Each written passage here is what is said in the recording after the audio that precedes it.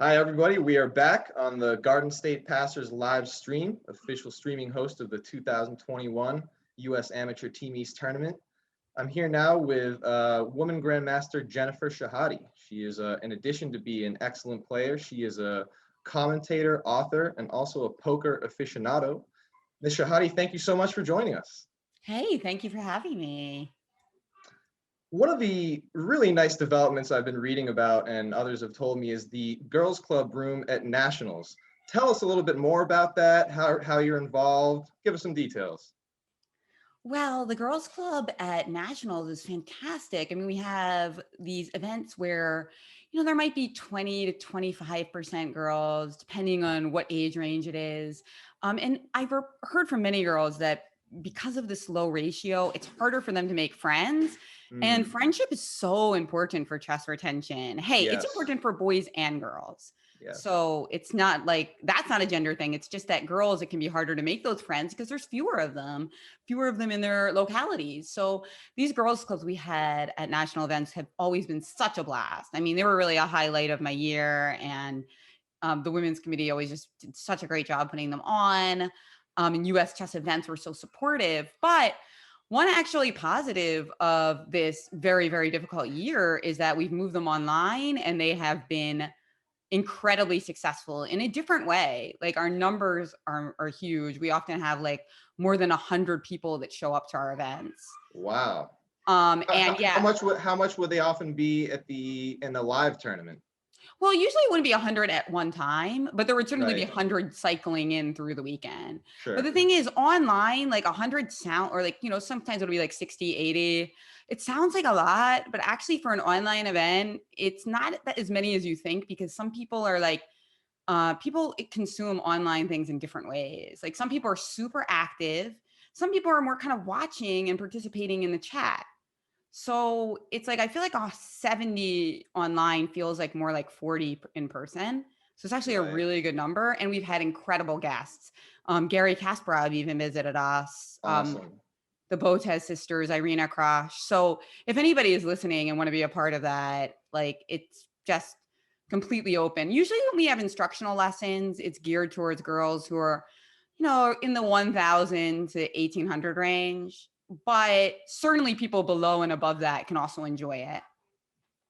That's great. And so is this geared mostly with in coordination with national tournaments? You said it's moved online. Has the presence expanded to more frequency?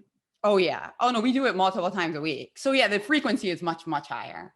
Obviously, because before it was like at national events, and then there were some organizers who had girls club at more local events too, like the Philadelphia Chess Society was doing some girls clubs. But there and I know Girls to Grandmaster was doing a lot of great events too, and sometimes had booths at like co-ed chess events. So it wasn't just the nationals. The concept was kind of catching on more broadly than that. But no, this online stuff we sometimes meet, especially I think in the more intensive periods of lockdown. We sometimes meet like 3 or 4 times a week. That's great. Um, because we have like special groups for teens, and then we also have like cross-cultural programs with girls from Kenya.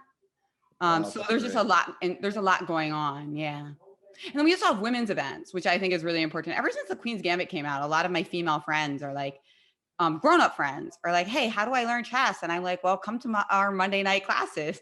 Easy, There you go. easy There you answer. go. What did you think of the Queen's Gambit? Did you like it? Oh yeah, I loved it. I mean, I love what it did for the game.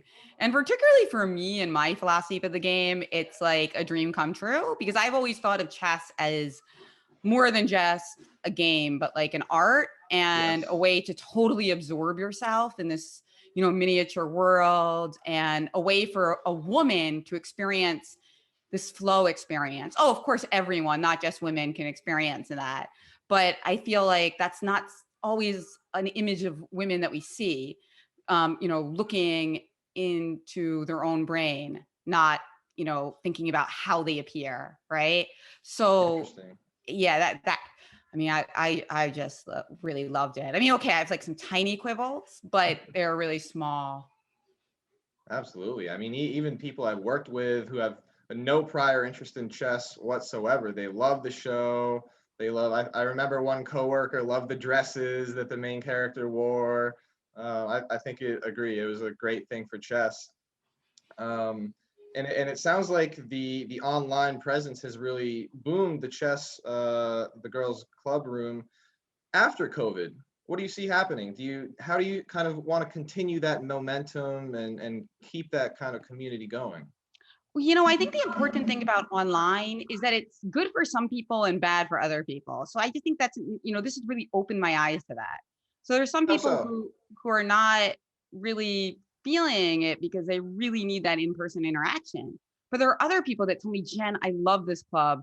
Please don't cancel it once, the world opens up again. So and like I can't afford to go to that many tournaments. I live in an area where there aren't a lot of events, and there's not a lot of training programs. This has really opened up my potential to go. And then there's people where they're very reliant on their schools to help them, get to tournaments and get to training programs, who don't benefit as much from the club, but could. They should contact me and get on the list. But the point is, there's some people who really need that live events back. But this has taught me that the online event also reaches people that we can't always reach. So we need to do both. So once the pandemic is really fully over and we're all vaccinated, we'll still be doing some of this virtual stuff. That's great to hear. That's great to hear. We are in Team East weekend. Have you ever played in the tournament? Heck yeah. I used to play with my brother and my father. We had a team called 75% Pure Shahade. Well, Awesome. our fourth board rotated a little bit. But one year I remember it was Alyssa Melahina. So you can imagine she must have been really young that we were able to fit on a team together. She must have been like 8 or something, because I think her rating was only like 1800. Like I can't, because you have to be under 2200, and my brother's 2400 and my dad was like 2300. And That's a strong team. yeah. So I think Alyssa must have been like 1900 at that time. And we never won, but I know I went 6-0 one year All on right. board too. So that is actually a really highlight. Like it was a career highlight, actually, because I remember every game I played was like some kind of insane Sicilian, and I just kept winning. And a win always feels sweeter when you're on a team. That's great. That's great. You nailed the highlight. I think 6-0 definitely counts. Tell us more about some of your favorite Team East tournaments, favorite moments. Oh, I always look forward to that event. Always. Back when I played as a kid, I would look forward to it for months. It's such a great event. You get to play with your friends. And also, gonna be honest, I was very active and I studied a lot. And I tended to gain rating points in the Amateur East because there were a lot of people who saw it just as a fun event, right? Like me. And it was like their one event of the year. So like Yep. sometimes, I was a little sharper than average when I was playing actively. And I felt like, every US Amateur Team East, I would have an amazing time and gain like 20 rating points at least, or the time I went to 6-0, probably more than that. And yeah, by contrast, I remember I was always giving away rating points at like game 30s at the Marshall Chess Club, because I was never really much of a rapid player. But like the classical time control at the US Amateur East, combined with like the team format and the fact that it was a fun event for some people and a serious and a fun event for me, just made it like a bonanza in every way. What do you think of the new time control this year? Obviously, this is a different year, but do you like it? What are your thoughts?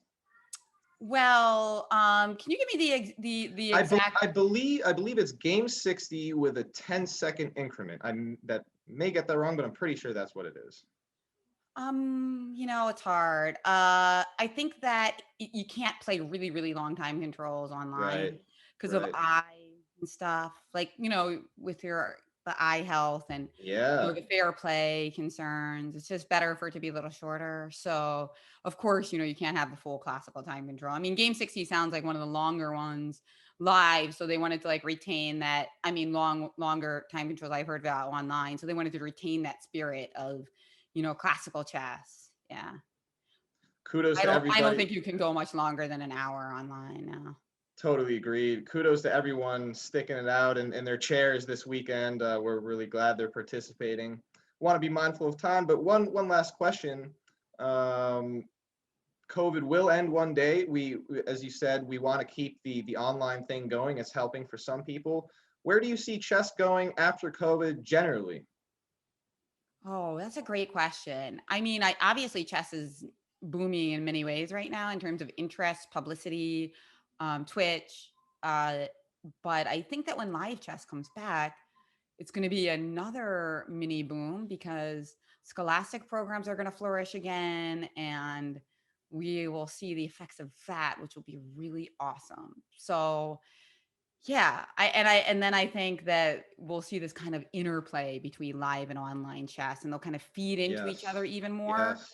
Because I think one thing that some people have an issue with, and I get this because I play with poker stars, and like I notice that when I can only play online, sometimes there's a little bit of fire missing because like Yep. playing live with your ego on the Of line and you're course. Of course. yeah, they're just that head-to-head combat. So the thing is, to online to me feeds live because you play online and you get all these like mini lessons. Like maybe you're trying to practice a new opening using your Sure. software, playing Blitz on the internet, and you're like, this is great. I just tried this line on the Roy Lopez. Maybe I'll get it at my next live event. I think a lot of kids Absolutely. feel that way.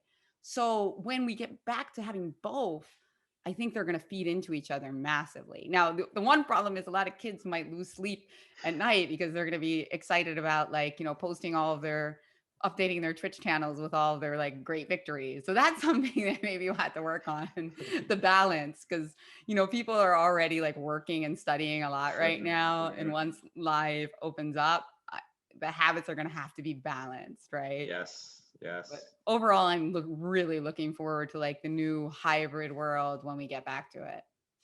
I couldn't agree more. We are speaking with woman grandmaster Jennifer Shahade, poker player, chess player, commentator, and writer. Thank you so much for joining us today. We really appreciate it. Thank you guys. You asked great questions, and thank you for hosting this. The U.S. Amateur Team East. It's such an important event, and keep it alive. Thank you guys. Thank you. Good night, everyone. Happy Valentine's Day, everybody. Not too late. Not too late if you totally forgot about it. Bye. Take care.